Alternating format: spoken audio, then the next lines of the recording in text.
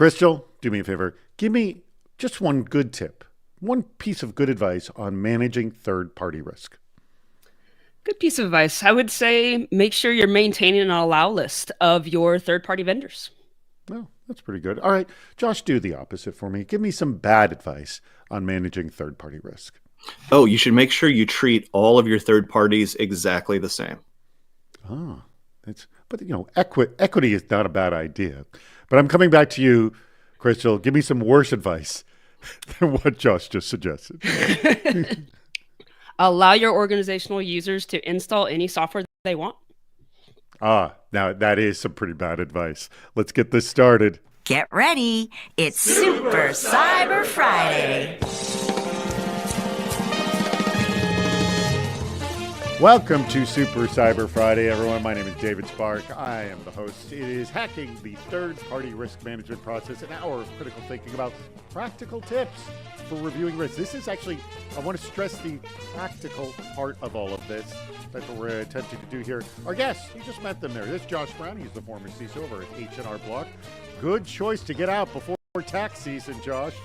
And Crystal Jackson, who's the SME of Security GRC over at Vanta. She also goes by GRC SME. She is, as I was talking to her before, trying to negotiate a longer title. She's working on that. All right, our sponsor for today's episode, who has been an absolutely spectacular sponsor of the CISO series, and that is Vanta. Thank you, Vanta, for sponsoring this very episode. All right, lots of different ways to participate. If you've been here before, you know all these. I'm not going to read them all through, but I'll just stress our bad ideas, worse ways to manage third-party risk. I know you can come up with them. Remember, if you come up with the best idea, you'll win a CISO Series jacket, or if you've won before, a $25 gift card. By the way, I have to apologize to Larry Rosen. I was trying to send you a gift card, and Amazon kept crapping out on me. I will get that to you. Especially for those new people out there who don't keep submitting great bad ideas, you should be submitting great bad ideas. You could conceivably win an awesome CISO Series jacket. We determine that winner the following week, though. But those bad ideas are also incorporated in our game that we play a little bit better. By the way, our 10% better tip is how to improve the third-party risk management process. But also I want to stress, ask a question for our guests. You'll see on the right, there's a series of icons. The second icon down, a little question mark, speech bubble. Click on that. Go ahead and ask a question, and we'll get to as many of those as I possibly can. All right, today's schedule, you heard it, good advice, bad advice, worse advice. We want your bad ideas. We want your 10% better. We're going to play the public interest. We'll play the Department of Yes. And then we have more questions and answers. And then we'll do our meetup on Discord. Now, this is a really fun thing we do at the tail end of the show. So if you've never been there, I'm pointing at you. Come. And for those of you who've been there, please come again. We love having you. All right. One more last thing I want to mention, that we're doing this again. By the way, we have like the next month all booked out already. Join us for our February 7th show, so next Friday, Hacking Security Effectiveness, an hour of critical thinking about how to holistically make sure your tools are working for you. There is a button to register for that on the bottom of the screen. As I always say, you can click that button, you can register. You will not be taken out of this. It'll be opening another window. Go ahead and register, still participate in this. All right, enough of this nonsense. Let's get to a show and let's talk about it. All right, Crystal and Josh, let's just start about it. I think everyone talks about third-party risk. We've been doing third-party risk at such an endless level. I'm going to start with you, Josh. How do you even begin to wrap your head around something that seems endless in terms of how to manage? Yeah, I mean, getting started is always the hard part, right? It's the inertia. I think, I don't want to get too far in the weeds on a potential distraction here, but I think it's important when you first start talking about third-party risk to be really clear. Are you talking about just, your third-party suppliers, your vendors, your partners, they provide goods and services to your company? Are you also now starting to talk about third-party software risk, right? Different libraries, dependencies, things like that. So I'm going to ignore that piece for right now. I think the way you start is you start with policy and standards and procedures, right? So you define a policy document that talks about what outcomes related to third-party risk management you want to achieve. And then you have a standards document that gives specifics for what you want to achieve. You can manage third-party suppliers, assuming the appropriate number of suppliers and appropriate number of resources. with spreadsheet or a bunch of Post-it notes if you want to. And that doesn't scale, and it's not going to be super effective. But you could do it that way. I think that once you have your policies and standards in place, you've stood up a program at that point. You've invoked a program, and you need to think about a few things. You need to think about how critical is a supplier to your company? Like, are they providing toilet paper or are they providing payroll? Both of those could have an emergency sort of situation if they were unavailable, but very different, I would hope, very different business impact, right? Yeah. Second, how difficult is it to switch to a different provider in an emergency situation? Third, does the supplier handle any sensitive data for you? And if so, what kind? And then fourth, outside of the business impact, like broadly speaking, what regulatory obligations do you have that you need to ensure that your third parties adhere to as well? Once you rough those contours out, you can start putting the bones together of how you actually operationalize and maintain a program like that. That is really, really great beginning advice. And actually, I'll probably the where you started with policies, it seems you're kind of on the same wavelength, Crystal, of that's a good starting point. Yes? Yeah, absolutely. I mean, your policies are going to be your key to any organizational program, right? You need to know what you're doing, why you're doing them. And really, when you start talking about standards and processes, as Josh had mentioned, like how you're going to go about evaluating these vendors. How do you even select these vendors? And I would even take it a step further, just who's responsible for actually like bringing these vendors in, or even just, going through the evaluation process and making sure that they're adhering to not only your policies, but like they're a good fit for your organization. And to that last part, I think that Josh mentioned as well, like you want to avoid vendor lock-in. So making sure that you have the right program and policies in place is really what's going to lean you towards that good overall third-party risk management life cycle, as I like to call it. By the way, Christopher Blizzard's bad idea. Have a third party select your third parties. People do hire MSSPs. So I'll just say that actually does happen. And that is a third party. Often.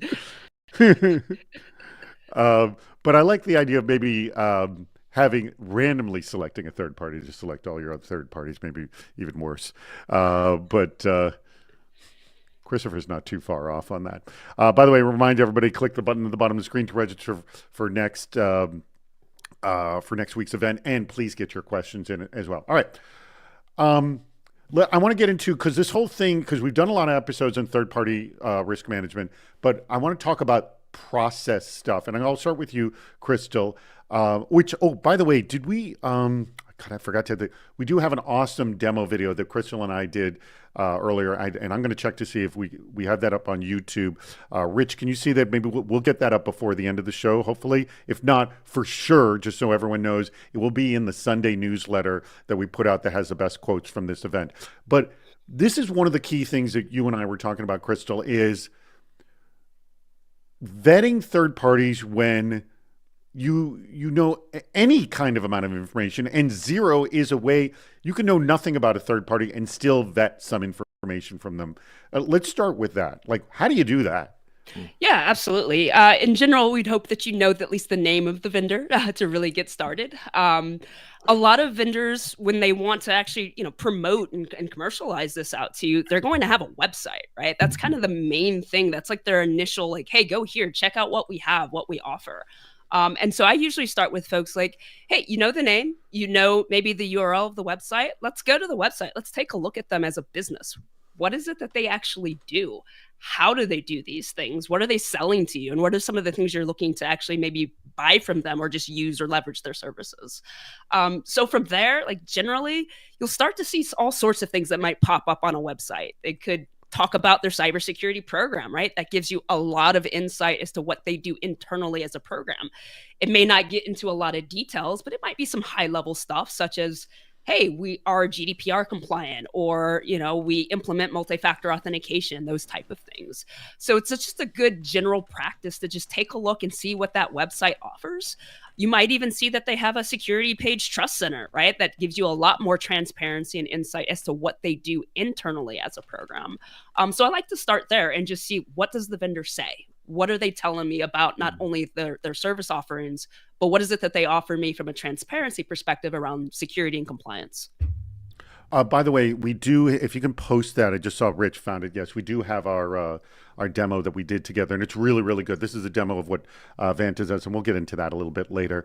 But go ahead and drop that in the chat room, and that's something that Crystal and I did beforehand. All right, no questions. Where are the questions from the audience? What's with you guys? You always get to hammer me with questions on this. I guess they always figured out. All right, 10% better tips on dealing with this.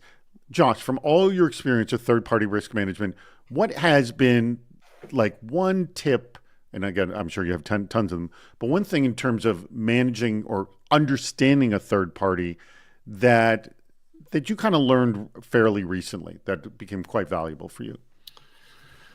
I think one of the things that we've done, or I've done, or my team's done to, increase the maturity of the program is start breaking your suppliers down into tiers, because it was a bad idea to treat them all the same, and here's why.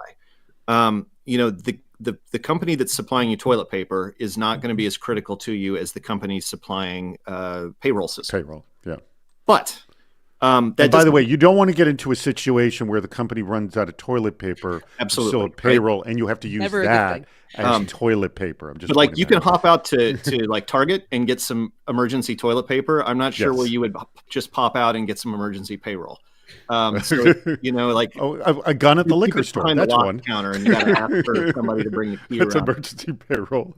But here's the thing: is like there's a whole lot of criteria you could use, and it's going to be very, very dependent on the nature of your business and the views on risk tolerance at the management level. But it could be like, okay, we spend over $1 million with this supplier, like that puts them into a tier. Or we don't spend a lot of money on them, but they're super niche and it's really tough to find an alternative. That could put you into a specific tier.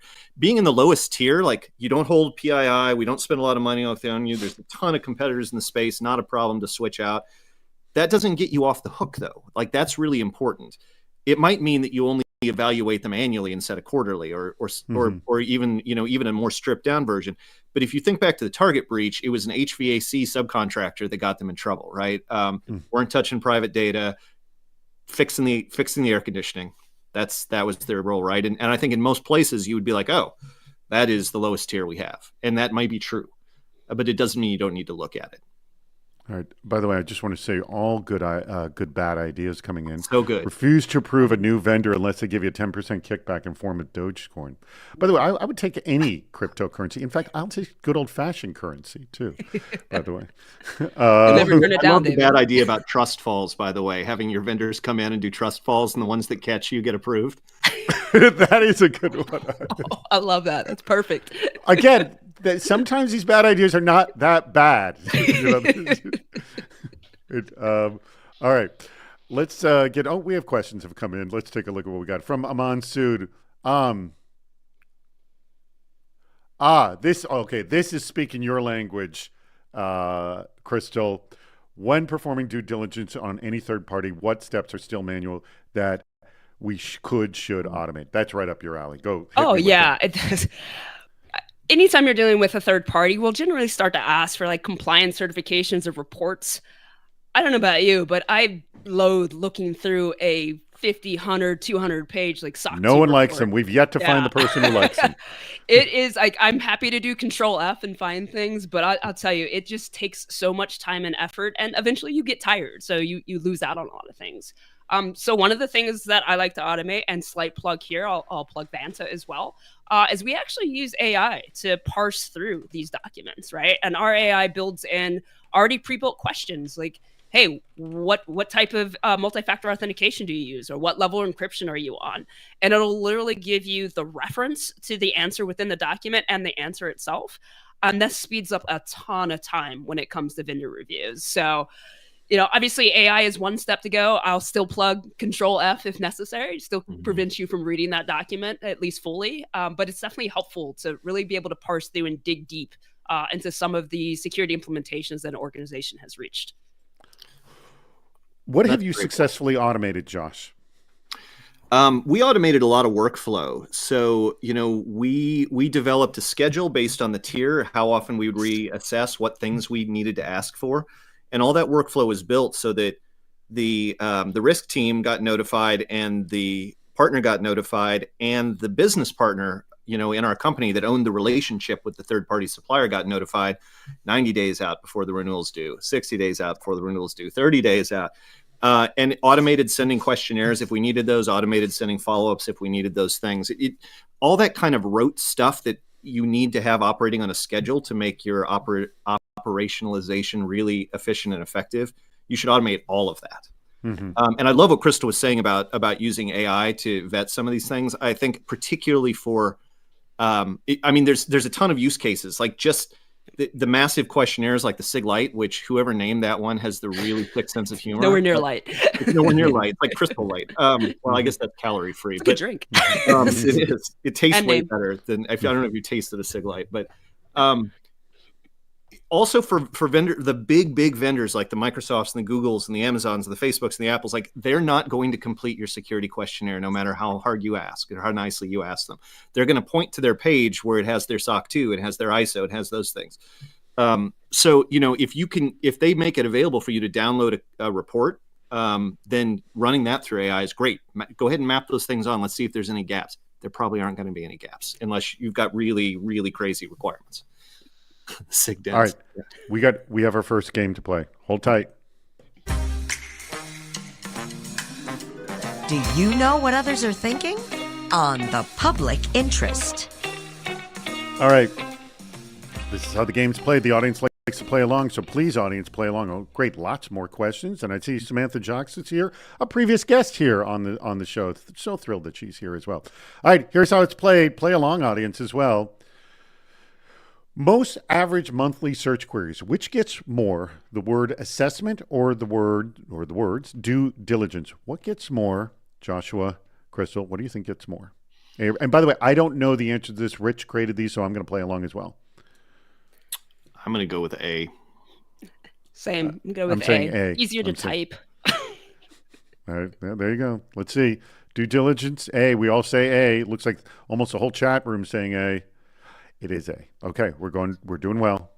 We're 1 for 1 now. Oh, which most average monthly search queries? Compliance, cybersecurity, financial. Ooh, this is a tough one.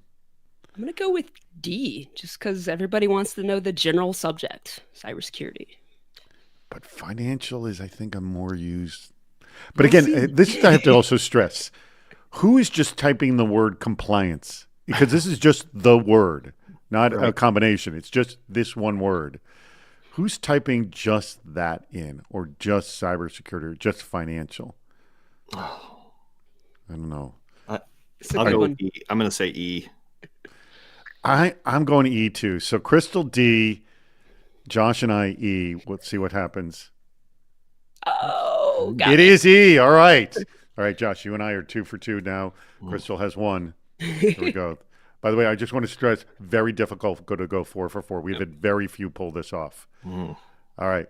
Audit, questionnaire, or scoring. I don't think a lot of people know how to spell questionnaire, so I'm going to take that one off the table. It is football season. I'll go with scoring. I'm going with audit. I think audit is the winner here. I'm going to go with audit as well. Okay. Crystal and I on audit.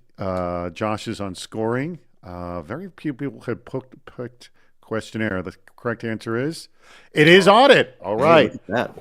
By the way, I am very proud. I am 3 for 3 right now, but both of you each have 2. Okay, let's see what happens. We could all tie on this next one, or maybe I could come out victorious. We're going to find out.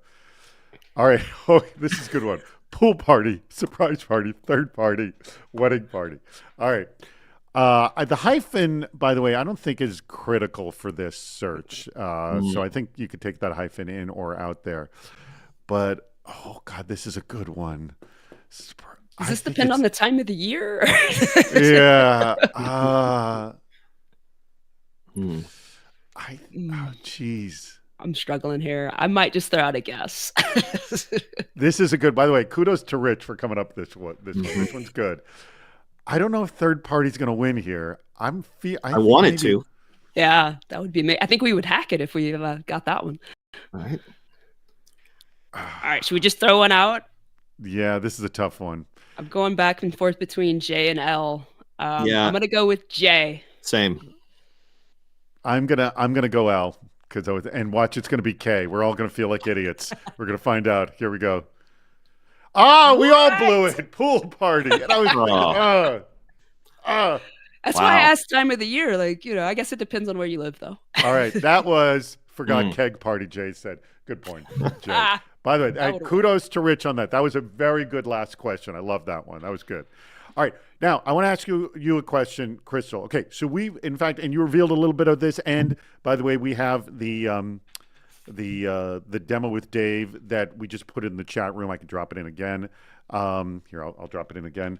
But I want you to have a few moments to talk about specifically what is Vanta doing for third-party risk management. And really, you need to watch the video to get the detail and truly see how it is. It's pretty darn cool.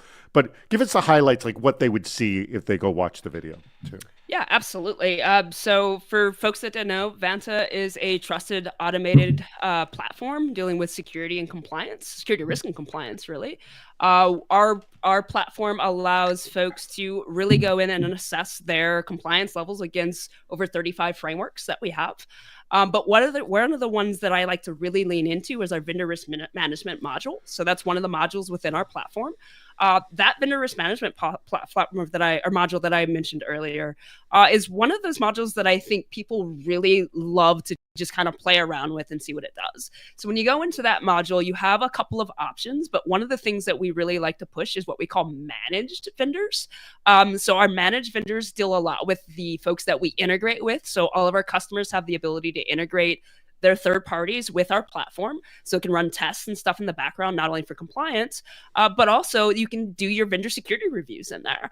In those managed vendors, you can collect all sorts of things. So we talked about SOC 2 reports and stuff like that, penetration reports, questionnaires as well. You can go in there, use our artificial intelligence platform to go in there and just really parse out data.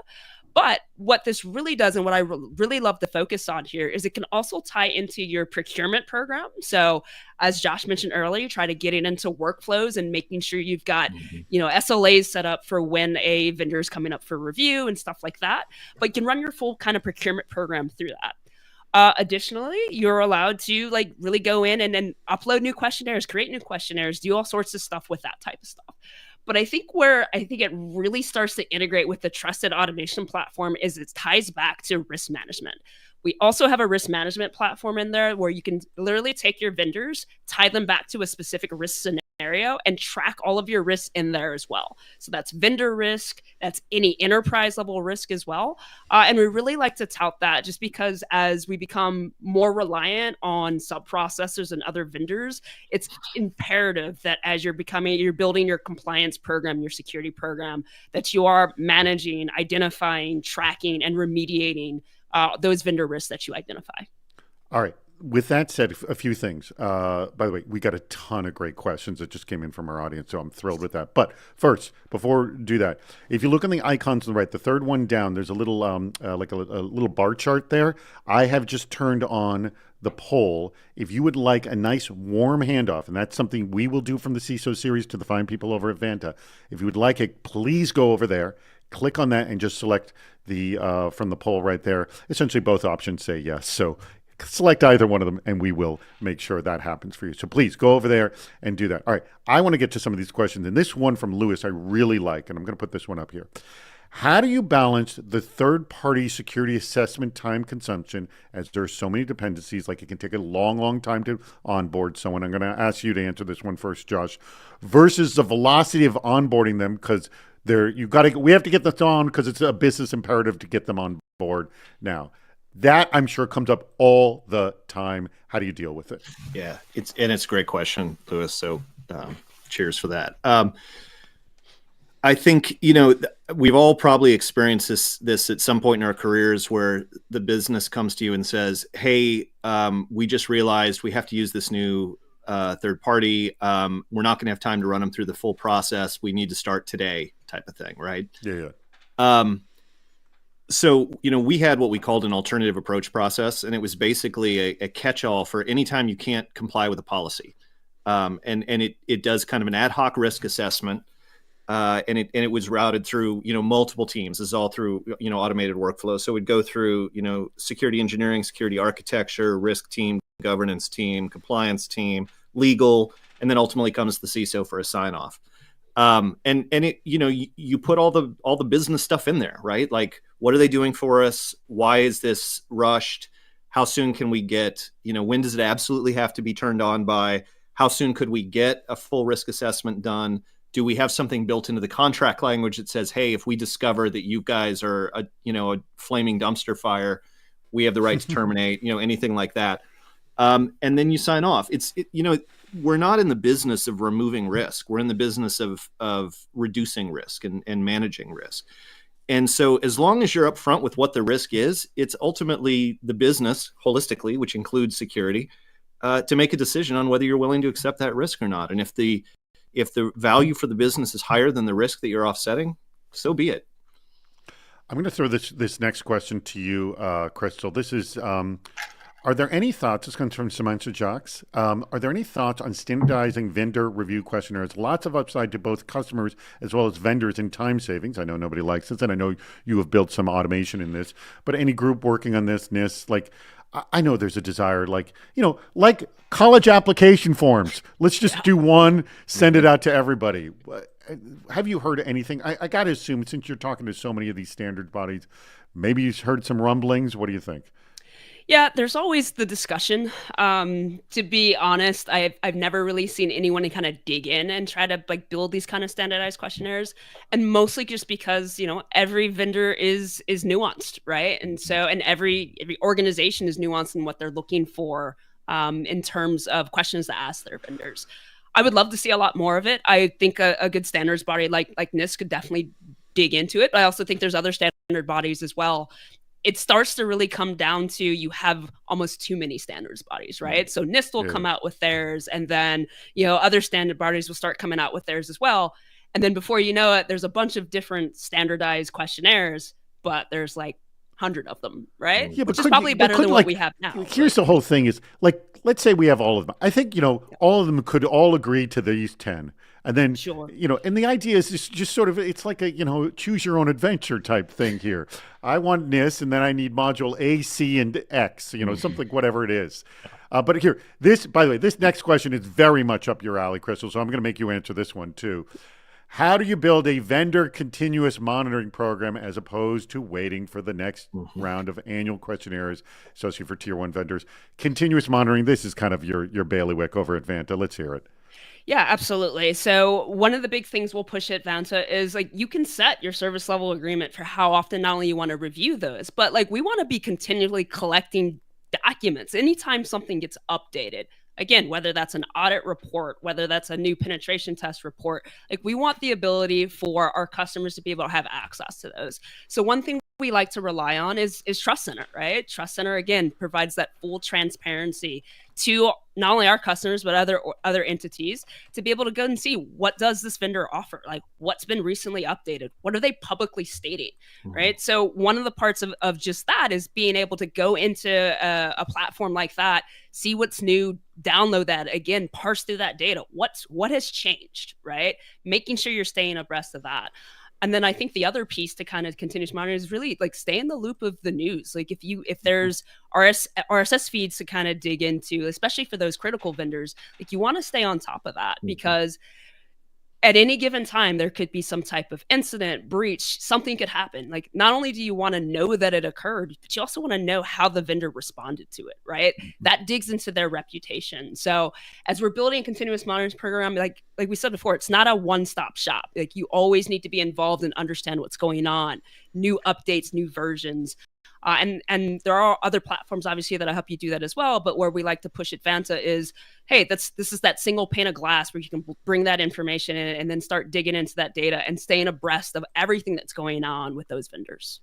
All right. There's more. By the way, I have tons of really good questions here. I want to get through as many of these as possible. This is the next one I have for you, Josh. By the way, reminding everybody, please go check out the poll to select that to get that nice warm handoff. And there was a request for hot cocoa We will discuss this with Vanta if they can make that happen. All right, this comes from Andrew Aiken, which, by the way, I'm going to list what these are because I had to look it up. Which of the 7 zero trust domains would TPRM be most aligned with? And I'm going to start with, I'm going to assume all, but you're shaking your head, Josh. You don't feel good about this, but I'm going to read them all off. Here are the 7 domains: microsegmentation, identity and access management, continuous monitoring, MFA, multi-factor authentication, encryption, policy enforcement, and visibility and analytics. My guess, policy enforcement then would probably be number 1. Yes?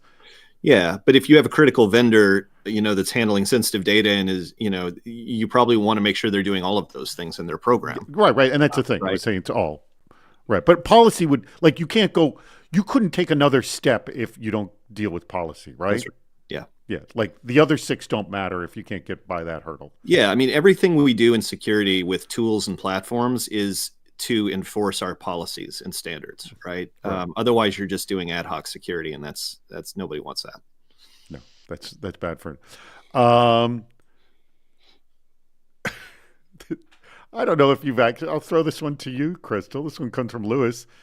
Any tips to hold contract owners accountable to input the data accurately into your TPRM system?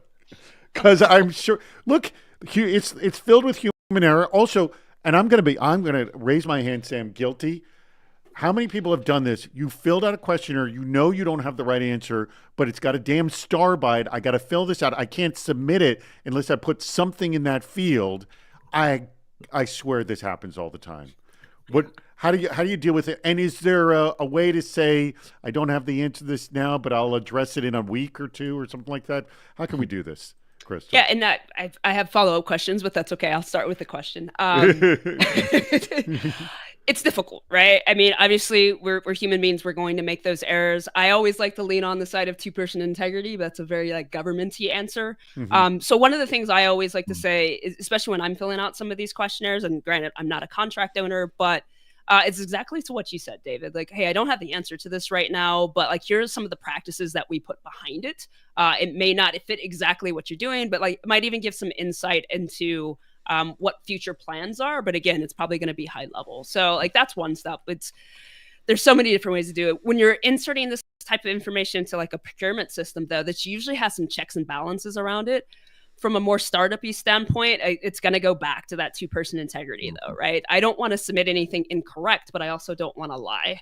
And if I do submit something incorrect, I like to always have a statement, at least if I met with the other entity, to say hey, I reserve the right to update this. But I also will remind people hey, I'm going to be checking in on this kind of every week, every month, whatever that cadence is. Yeah, and if you don't mind me riffing off that just a second, because I think it's excellent feedback and guidance. And when you do an initial vendor intake or third party intake, you may have a scope of work, right, that you can build off of. And I think it's key, and Chris, you brought this up. It's key to have hooks into procurement, because you don't want people to be able to go off books, buy something with their company card, and it doesn't go through the vendor review process. But so many times I've seen the use case changes. Oh, we're going to use them for this now.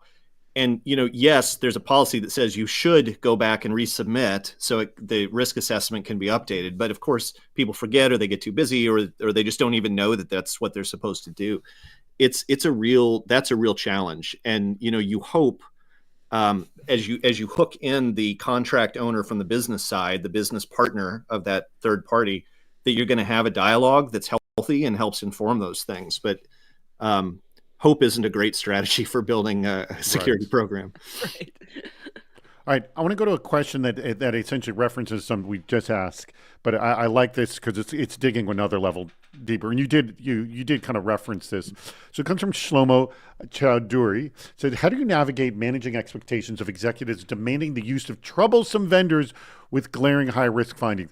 My assumption is you vet them, you tell them what the risk is, and they sign off on it. I mean, is there anything more than that? Yeah, the CISO doesn't accept risk on behalf of the business, right? The business owner who's responsible for that relationship. Or if the dollar amount goes high enough, I suppose it could be, the CFO, CEO, something like that, depending on how the business is structured.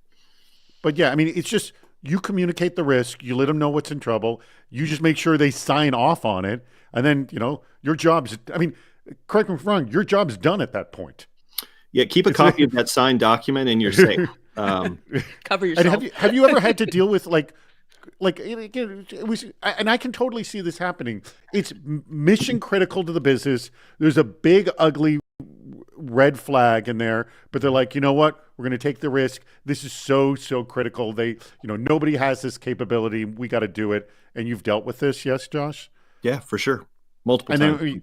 And then what you do, I'm assuming you try to build some kind of compensation as best as you can. Yeah, you always try to mitigate, but ultimately there's going to be an amount of residual risk, and the business has to decide if they're comfortable accepting that or not. And if the reward is high enough, great. If not, the thing is, people seem to take this so personally, oftentimes in security teams, right? Like, this isn't personal. They really want that function. You may not understand why they really want it, but that's not your job. That's their job to understand why they really need it. And you hope those things align, right? But yeah, ultimately our job is to help the business make well-informed risk-based decisions. By the way, can I just say, in general, this is the polite, formal way of saying "I told you so." I mean, it really is. Because years ago, I would talk to security professionals, and usually were the people who were hands-on, and they love to have the "I told you so" moments. They kind of love it. And that's how I think security got its bad name, because nobody likes that person. That's right. That's right in your time of pain. You know what I mean? The good thing about this, David, is as we're implementing this third-party risk manager program, and again, tying it back to risk management, you're tracking these risks, right? And that risk decision is also being tracked in a risk register or some type of spreadsheet document, something that's telling you like, hey, this risk was identified. We weren't able to mitigate it, or we can mitigate certain factors of it this way, but the business signed off on it. Really what that does is it lets you track back to if something does happen. Sure, there's an "I told you so" moment, but you also have all the details and information about like why we were concerned about it. What can we do now? Is there an alternative, right? And I think a lot of folks sometimes don't think about like, hey, is this the only vendor that could do this work for you? So it does open up doors to maybe looking a little bit deeper for other things, but also just, mitigating your risk and keeping track of it. Let me ask you, in all the work that you've done, Josh, how many vendors do you think you can take a guess? How many vendors have you just flat out said, this is too much risk, we can't work with them, and the business agreed with you, and you did dump the vendor? It's a pretty small number, high single digits, I think, probably in my career. Really? Yeah. Because as you noted, David, like there's a lot of times you can do things to help mitigate. So you could say like, hey, we're not going to give you all of those fields of data that you requested because you don't actually need them to do the engagement that we're hiring you for. We're going to strip out all of these PII elements, and that reduces the risk by 70%. Or we're going to store it on our system, and you'll have to work on it, through a contractor laptop, right? So the data can't leave. I mean, there's all sorts of things you can do. But yeah, ultimately, it's the business's call, and it's been a very small and there's been a few where I've put my foot down and said I'm not going to sign off on this. But you have other alternatives. Like you can go to the CIO, you can go to the CFO, you can go to the COO and get that approved at that level. But my advice is that you don't do this. And I've been overridden before, and I've had people agree with me before. It's that's just the way it goes. All right. So good quick question, and this is totally up your alley, Crystal, from Aman Sood. Our SIGs, by the way, stands for Standardized Information Gathering. I actually did not know that. Our standard information gathering is still relevant with the proliferation of Gen AI and better real-time monitoring. Our SIG snapshots still useful. I got to assume that they're not going away because you can't do real-time monitoring with everyone. Yes? Yeah, exactly. It's kind of like just using legacy technology. There's some things that just don't go away because you still have a use for them. I can see them starting to dwindle as generative AI continues to improve. But we also have to remember generative AI is still kind of an emerging technology. So, we don't want to put all of our eggs in one basket, so to speak. I don't see it going away, but I can certainly see room for improvement from a technology standpoint. Well, and I think it's not just the consumer of the third party goods or services that cares about this, right? Yeah. Cyber insurance vendors care about it too, Good you know, and so you see a lot of movement starting now, but, you know, collaboration between certainly cybersecurity startups, innovators, and insurance companies saying like, okay, we need to know that not only do you have EDR on all your endpoints, but it's configured appropriately, right?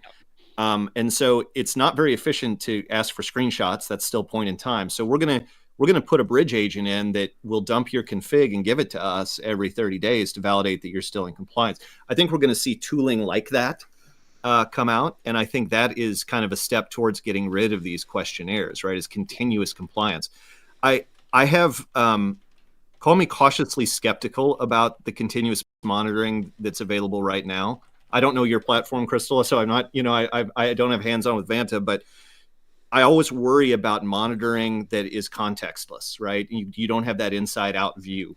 Yeah. And, you know, I think sometimes it can be great and sometimes it can be problematic. And that, as you said, you know, as with AI, it's pretty early in its development. Yeah. And I would even say from a continuous monitoring standpoint, it really just depends on like, well, hey, what are you continuously monitoring? From a compliance standpoint, that's going to point to a lot of different frameworks, right? So it could be a variety of things. It could be when you're doing continuous compliance, like, hey, are you doing testing in the background to kind of dump those configs, right? What are you using from a technology standpoint?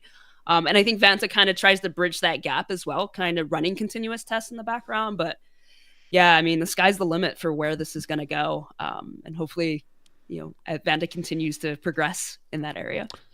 We have a call just came in. Hello, welcome to the Department of Yes, where no request is ever rejected. All right. I was looking at some of these. Rich, our producer, just edited some of the, or selected some of the best bad ideas that came in. And this one, I just looked at and I honestly, I think I winced a little bit looking at this because this one's, it's pretty harsh. I'm going to throw it to you first, Crystal. Remember, this game is called Department of Yes. I'm going to tell you one of these bad ideas suggested from our audience, and you have to, without being facetious, tell me why you actually want to implement this. All right. Let me ask you, you're going to just start with this. Are you sitting down, Crystal? I am sitting down, yes. You should sit down for this. Comes from Andre Payne. Give admin rights to every vendor in your supply chain. Why do you want to do this? That's a tough one. Probably so I don't have to do any work. I just put it all on them. Actually, not a bad answer. Really cuts down on your help desk calls. Yeah. There you go. Save me a little bit of time and money. That was handled better than I thought it would. What do I? Good job. All right, let's go to one of these other ones here.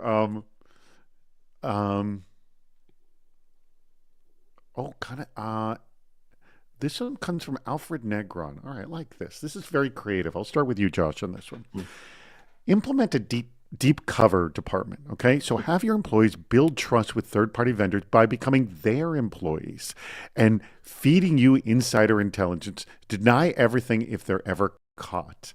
So they would probably have to sign. So, like, you know, it's kind of like a spies, as if you're ever discovered, we'll deny that we even know you or have any record of you whatsoever. Why do you want to do this? I think this is a fantastic idea. The red team really needs to be taken down a peg. They think they're the coolest ones in the entire InfoSec department. That is, by the way, good point there. So having a covert team that even your red team doesn't know about, I think it's a fantastic idea.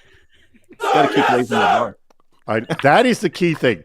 Knocking down the red team a peg or two. I'm all for that. All right, Crystal, let's hear it. Why do you want to do this? Oh, man. I don't know if I could top that, Josh. I like the knocking down a peg. Yeah. Come on, Crystal, you could do better. I would say just, if anything, this is probably going to be slightly facetious. I'm not going to lie. Like, just because I want to. Well, I'll take that. Something cool to do. I would take that because, I'm sorry, that makes a great story in general. It's just a good story. All right, because I think that'll just, I mean, think about it. To tell the story of that, to have video of that, I mean, you'll be legendary. I mean, truly legend. What's that show where the boss dresses up Undercover Boss. Undercover Boss. Yeah. It's the same thing. Totally monetize this. Yeah. It'd be a blast. Because you can. Dwayne says, look, Dwayne gives you kudos, by the way, Crystal. You talk about comeback. One of the best answers I've heard. Because it'd be awesome. It would be. I would have so much fun with that. It would be awesome. All right. A few things let's remind, because we got 15 minutes left in the show today, and I want to thank everybody for coming today and having a lot of fun with us. We really greatly appreciate it. Please stick around for our meetup at the end of the show. We're going to do that in 15 minutes. That's over on Discord. If you do not have a Discord account, get one, please. And you can do that in 15 minutes. I know you can. I want to remind everybody, if you have not clicked the button at the bottom of the screen, click that. Register for the event that's happening next week, February 7th. Because of President's Weekend, we won't have a show on February 14th, so you want to come February 7th because there won't be a show to go the next week. And that'll be Hacking Security Effectiveness. That'll be fun. Also, if you have not gone over to the little poll that we have here and clicked on the poll to get a nice, warm handoff to the people at Vanta, please go ahead and click on that now. All right. We have more questions that have come in, and then what we're going to do in about 5-7 minutes, we're going to do a short wrap-up. So hold on. Where is this? Hold on. Where did that new one come in? I want to see. No, I don't want to do that. Is this at the end here? Okay. I haven't even read this. Are there thoughts on transitioning the standard third-party risk management to a more strategic, systematic ecosystem risk assessment where we only focus on vendors who can cripple your organization? That's actually not a bad idea. Honestly, well, correct me if I'm wrong, you should start there, shouldn't you, Josh? Like, the ones who will take you down first. That's right. I mean, and this is the whole toilet paper payroll, yeah. Discussion. I mean, let's say you've got 1,000 suppliers in your enterprise that you're having to track on an annual basis. There's a chance that you're not going to get through all of those, right? So you absolutely want to start with the highest risk ones to your organization. I view it the same way you would view patch management, right? You don't patch everything on all systems every single time. You patch, I mean, maybe you do, but you start with the most critical things, the ones that are exposed, the ones that have active exploits in the wild, right? And then you work your way in. So I treat third-party risk management the same way. All right. Agreed, Crystal. We're on the same page. Yeah. What's to disagree here? Nothing. All right. Let me see a few more questions. Why have I not asked this question? From Dan Galligan. And I think there is, I mean, by the way, Crystal, what, if anything, has really changed on how this topic is being approached in the last 5 to 10 years? I would say AI is the answer to that question, yes? Yeah, it's been AI, just automation in general, right? I mean, I think most of us remember the days where we would track this in a spreadsheet. We would track all of our risks. We'd have to make sure we go back and update everything manually. Automation has become key here, right? Anytime we talk about any type of risk management, it's about efficiencies. As Josh mentioned, you got 1,000 vendors, right? And even if your goal is to do 1,000 vendors, doing 1,000 on a spreadsheet's not fun. So when you can automate this stuff, make things, operate in a more efficient manner, really be able to, again, parse out information, start making decisions quicker. That is where we are. And I think that's where it's going to continue to improve from a speed perspective to get through these vendor risk management stuff a lot quicker. And by the way, here, I'm going to throw this out. Murad Sit, he brings out the obvious question we didn't ask. Shadow ID, from my experience, they bypass the process. How do you handle that? I mean, they don't go into the funnel. So, I mean, and there are tools out there that will capture what that is. My feeling is you got to have a third-party risk management system, and you have to have a system to capture your shadow IT. Josh, you're nodding your head. Yeah, I mean, especially, there's a whole lot of tools that people can use that don't have to go through procurement because they're free. Yeah. Or you just throw them on a credit card too, their own personal credit card. Yeah, I mean, it costs like $20 a month, and people don't care. Yeah. Right. It's so you do have to exercise some controls over what people can do on corporate devices. If your risk level is high enough to require that sort of thing. So, but even not having local admin rights, which I think is kind of table stakes at this point, there's still lots of stuff people can download and install without needing local admin rights. I've been surprised at some of the stuff I've seen people are able to install. So you do need to have something like maybe a CASB or a secure web gateway or something that can at least help you identify. It doesn't mean you have to say no to the use of those products, but you do have to understand the risk. You can't just put your head in the sand on it. All right. Yeah, and I also think it's a good reminder to folks, especially if you're implementing policies from like a acceptable use policy, even your third-party risk management. Like this is the opportunity to remind and kind of retrain folks on the potential risk that it does give to the business by just kind of installing these. So sure, there's a ton of tools out there too, but it's also a bit about kind of human nature and just letting folks know like, hey, everything that we do impacts our business, and this is how, potentially adverse it could be. And it's not really a gotcha, unless they're continuously doing this, but it's more just like an opportunity to just reteach and make sure that they understand why that we have rules and stuff in place. All right, I'm going to ask both of you to answer this one quickly because I'm going to go to a wrap-up portion, then I'm going to come back. But I'm going to start with you, Crystal, on this. I like this question from Joshua Carlson. What are some of the metrics you use to measure the effectiveness of your TPRM program? Now, let me just, before you answer, Crystal, mention again that demo that Crystal and I did talks about the completeness of it, but where does the effectiveness is a subjective answer here. Like, tell me, is there anything in Vanta that can show effectiveness? I mean, it can show completeness, can't it? It can definitely show completeness. A lot of the effectiveness you're going to get is going to be more so like subjective, right? So from an effectiveness standpoint, if I'm running a TPRM program, let's say I did one of my critical vendors and they said, yeah, it looks good, blah, blah, blah, I'm happy with it. Then it's a critical vendor. So I come back maybe 3 to 6 months later and I look at it again. So, oh, wait, how much new risk was introduced by an update, or how much did I miss? Like, I like to really go off of those metrics, not from the standpoint of like I failed at something, but more so from an improvement perspective. Is really and where then, I like to go. And Josh, outside of completeness, is there any other way to measure your TPRM program? It's a tough question. I mean, we look the OKRs that we associated with the TPRM was really around what percentage of critical vendors are compliant with the process. Okay, that's good. And we wanted that to be, 98% or better, something like that. I mean, you always want 100, but you also know you're probably never going to get 100. So, well, getting into the 90s is very, very good. All right, I'm going to come right back to you. I want to do some wrap up items right here. So let me remind our audience that our wonderful sponsor for this event is Vanta.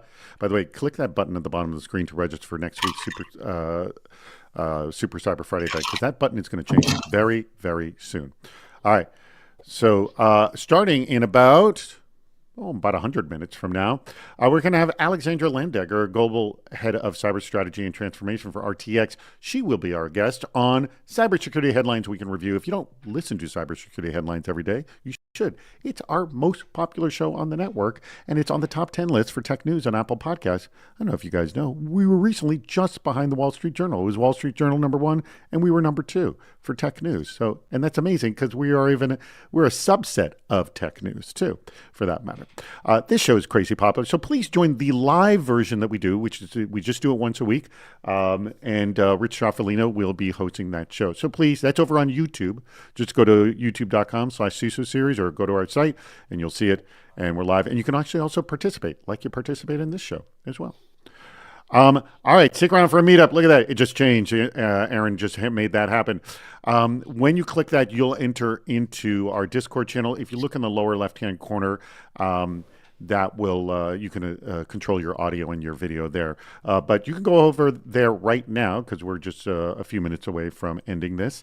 And let me remind people, do you want to sponsor a Super Cyber Friday? Email us at info@cisoseries.com. I believe we have March 21st is our next available date if you're interested in doing that.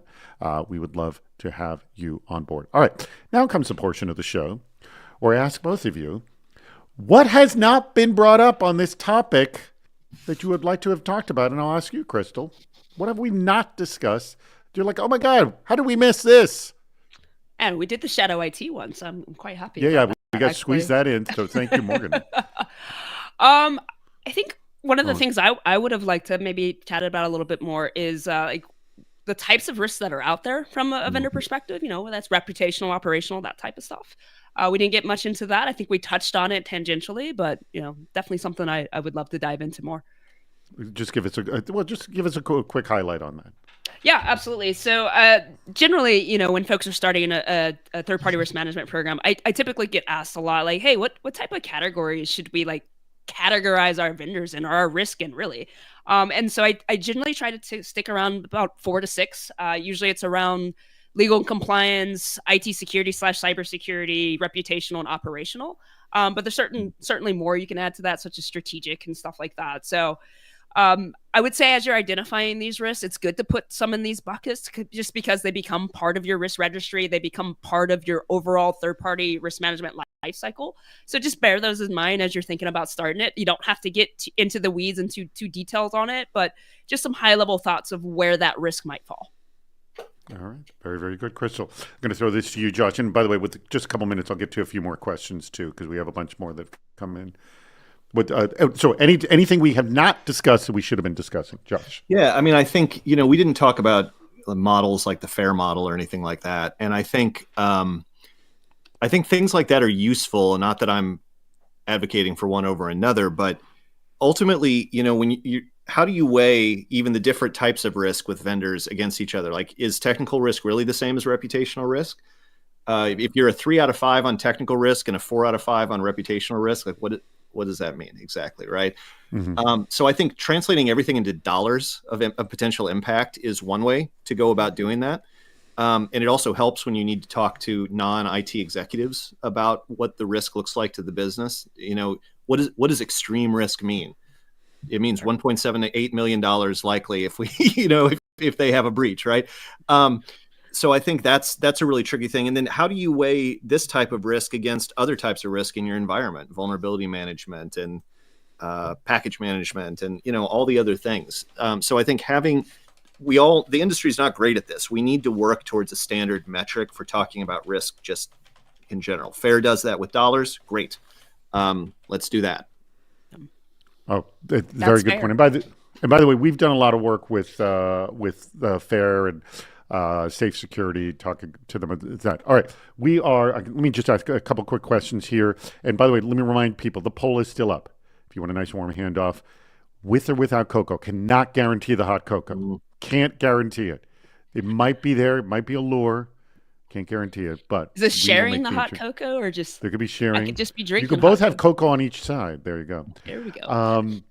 Quick break, if I may. Dwayne Grand. All right, I'm gonna. Dwayne is one of our regulars here. I got to put his quick brag moment. If I may, I passed the ISACA CISA cert yesterday. Glad to have the cert, but really glad I can stop reading that damn cert study guide. Where did Crystal go? We lost her. Crystal, hopefully you're gonna refresh your browser. Why did we lose Crystal? That's not good. Well, I'll have you answer this question. I hope Crystal has not gone for good. So do you, I don't know how that I don't fully understand that question right here. All right, I think we're going to wrap this up. We're going to wrap this up 2 minutes early. All right, with that being said, Josh, thank you so much for joining us. Crystal, where did you go? We want you back. Hopefully you head over to Discord. Maybe you click that button. There she is. Yeah, what happened, Crystal?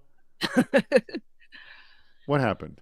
I just lost you guys for a second. I had to rejoin. All right. Well, glad you're back. All right. So I'm glad you're back so I can say thank you right to your face right now. Crystal, thank you so much. Thank you to Vanta as well. Thank you to Josh as well. I want to thank our entire audience. We greatly appreciate you joining us and participating. The chat room, I always say the chat room is half of the show. And congratulations to Dwayne Grand for passing the ISACA cert, CISA cert yesterday. I would assume that that's the kind of thing your kids like to hear, like you read it to them at bedtime. The study guide for the ISACA CISA cert, because that will put the kids to sleep right away. Everyone, do me a favor. Would you click the button at the bottom of the screen to join us for the meetup at Discord? And we will talk about whatever the heck you want to talk about. We'll just have fun for the next 30 minutes. Thank you to our producer, Aaron, and to Rich, and to Andrew as well. Take us out, Aaron.